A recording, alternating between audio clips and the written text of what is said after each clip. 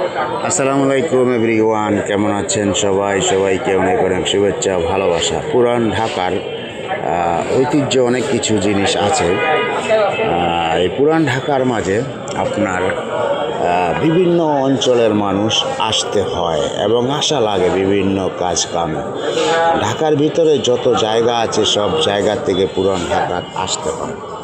কারণ দেখেন, এই যে একটা চিপা রাস্তা, এই রাস্তা দিয়ে প্রত্যেকটা দিন লাখো কোটি মানুষ যাতায়াত করে এবং তারা কোথায় যায় জানেন? কোর্ট কাছারিতে, হাজতে, জেলখানাতে, বিভিন্ন কিছুতে যায়। এই রাস্তা দিয়ে যারা যাতায়াত করে বেশিরভাগ মানুষই শিক্ষিত মানুষ, যেমন উকিল, জজ, ব্যারিস্টার, এইসব মানুষ।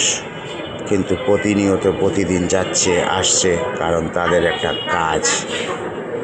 সবাই টাকা ইনকাম করে এবং প্রতিদিন সকালে ঘর থেকে বাহির হয়, রাত্রে ঘরে ফিরে।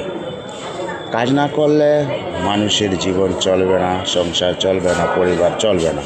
তাই কাজের উদ্দেশ্যে প্রতিনিয়ত পুরান ঢাকার মাঝে আসতে হয় প্রত্যেকটা মানুষের। দেখেন এখানে কত সারি সারি গাড়ি রাখা হয়েছে এবং গাছের নিচে কত মোটরসাইকেল, কত গাড়ি। এগুলো কিন্তু বলতে পারেন যে এমনি রাখা হয়নি। এইসব গাড়ির, মোটরসাইকেলের মানুষ কিন্তু এই কোর্ট কাছারিতে আসছে, বিভিন্ন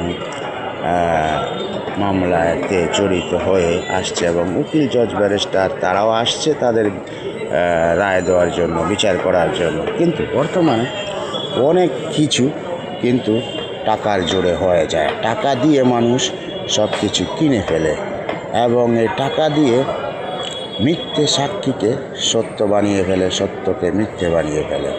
কিন্তু কেউ জানে না যে উপর আল্লাহ একজন আছে, ওনার কাছে কোনো মিথ্যে বিচার নাই।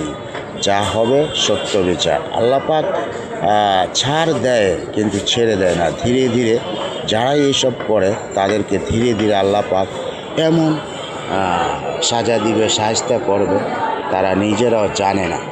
তাই ভাইয়েরা, বোনেরা, যে যেখানে আছেন না কেন, সবাই চান যে টাকা পয়সা কাজ করার জন্য, কিন্তু আপনারা কেউ এমন কাজ করবেন না। হক কামাই করবেন, হক টাকা ইনকাম করবেন। সবাই ভালো থাকবেন, সুস্থ থাকবেন। সবাইকে অনেক অনেক শুভেচ্ছা, ভালোবাসা। কারণ ভালো থাকলে আল্লাহ পাক আপনাকে ভালো রাখবে, আর খারাপ থাকলে আল্লাহ পাক আপনাকে খারাপ রাখবে। এখন খারাপের ফল কিন্তু